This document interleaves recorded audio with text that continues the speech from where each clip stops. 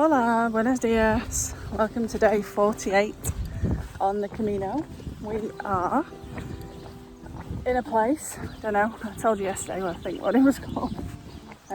It's on the title of the video, which was off the Camino, if you remember. So we got picked up and brought to this place, and now we're walking back to join the Camino, which is about 4k, 2.5 miles-ish. And then carrying on to C, which is where you can see the sea. I was telling Mark about it last night. He says, so there's two ways of spelling C, and they've chosen neither because it's Curlica double E, where we're going tonight, which is the first place that medieval pilgrims will have seen this sea. So I'm excited about that. We have to do laundry. It's the last laundry I'm doing, I think, before we get to the end, and I'm going to start throwing stuff away so I don't have to wash it all. We have no idea what the path is like between here and there, and as you know, I love counting the hills. I know that there's plenty of hills after we get to back on the Camino, but I've no idea what happens between here and there, so fingers crossed there's not a mountain on the way. Anyway, buen Camino.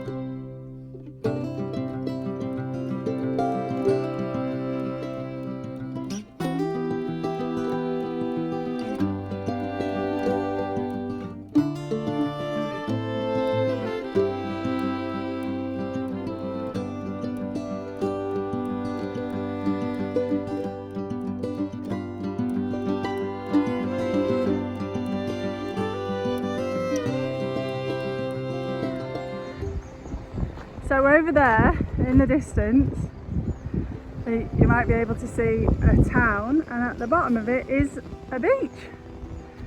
I hope that it's not a reef of some agricultural building. I think that's the sea. We must be nearly there.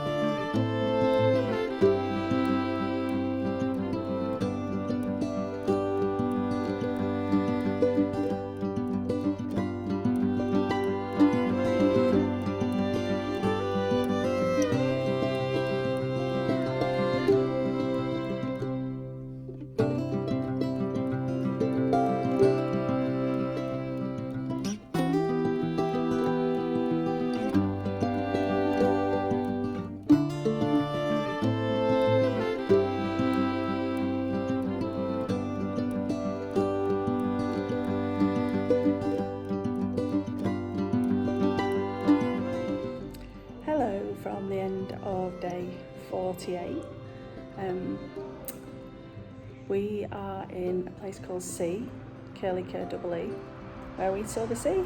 It was quite emotional actually, coming down the hill and seeing the sea. So I'm a water sign and I'm always drawn to water. And our new house is right by the canal, which means I get a daily dose of seeing water. And I really do want to move near the sea. That's a real goal for me. So to see the sea was really emotional today. And to know that we were nearly near the end. As I saw the sea, I was coming down a hill. It was quite tricky. And that's the hardest bit. I can get up hills now, not quite like a mountain goat, but much easier than I could when I came. But still coming down is difficult. I'm scared of my knees hurting or slipping on, because like shaly rocks sometimes. And when I saw the sea, I literally was just overcome, like, oh my God, we're nearly there. And it's funny because, you know, Santiago for most people is the end, but it didn't feel like the end for me. But running out a path next to the sea feels like the end. And so, yeah, just realising that we were nearly there just made me so happy to see the sea, but also just like a tumbling out of emotions that I didn't know I was holding on to, really. So tomorrow we'll walk further on to the end of the path, which is about 10 miles and then 2 miles back to the hotel from the end. So probably a 12-mile day tomorrow.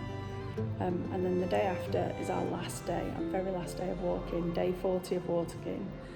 And that will be from Finisterre to Musha, along the coast, I think mostly along the coast. And then that'll be it, done. And I'll never, well maybe not never, but not for a long time, have this kind of dedicated time to work on myself and to be present.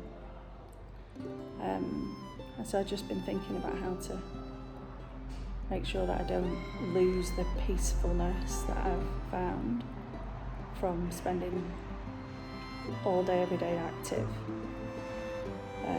You know, some days at work I don't do more than 3,000 steps because I just can't get away from my desk. Back-to-back meetings from 9 till 5, or, you know, and I'm working on stuff before that at 8 o'clock when I get in, and I'm often working till 6, 6:30, 7 o'clock at night. And I so much want to realign everything that we do to just refocus on what it's all for and how to organise my life so that I'm not just working for a tomorrow. For a long time I've been working for a tomorrow. I've been working to build a business, build something that is sustainable, potentially scalable, with a view to having an income, and a secure income for a long time allows me to do less. And it feels to me a little bit like when I was working and putting into my retirement fund, thinking it's all right, I'll put this money away now and I'll have enough when I'm 65. I kind of feel like I've been working so hard for something in the future, which is a sensible thing to do, but missing out on the present while you're doing it. And so that's what I really want to make sure that we readdress. What does my ideal present look like, and how quickly can I get there? What can I do to get closer to that than I currently am? So when I get home, I'm going to do one of the tools that I got from one of my coaches, which is called a hot pen technique, where you really try and visualize what your 3-year picture looks like. What will it look like in 3 years from now, and then work backwards. And up to now they've all been about moving to Spain, or well, mainly about moving to Spain, if I'm honest. The last two were and moving to Spain is still very much high up on my list of things to do. You know, I said to my dad today, I really miss home, but it's not so much I want to go home, it's that I want the people from home here. I'm loving Spain, so I still want to move to Spain, but again, working for that tomorrow, what am I doing about today? So yeah, I'm going to try and figure out what I want the probably shorter than the 3-year goal to feel like, what I want to do in my days, what I want to do in my evenings, get all that down and then make a plan backwards. So lots to do when I get home. It's really made me reevaluate how I split in my time, and what makes me feel full, makes me feel happy, is real presence, being present and not distracted with a million different things at once. So we'll see. Maybe I'll do a video in 3 months or 6 months and let you know if I manage to find a way to remain present the same way that I am on the Camino. Anyway, tomorrow to Finisterre, to the end as far as I'm concerned. The extra bit to me is just like go and see somewhere else. I mean, you get a separate certificate for that. So we get one tomorrow for going to Finisterre, and you can get one the day after for going up to Muxia. There are technically 3 different Caminos, so we did the French one, we're doing the Finisterre one, and then we're doing Finisterre to Muscia. So that's 3 different ways, 3 different certificates. And tomorrow I'm going to throw my stone in and take everything that I've learned, the peacefulness that I've gained, and leave some of the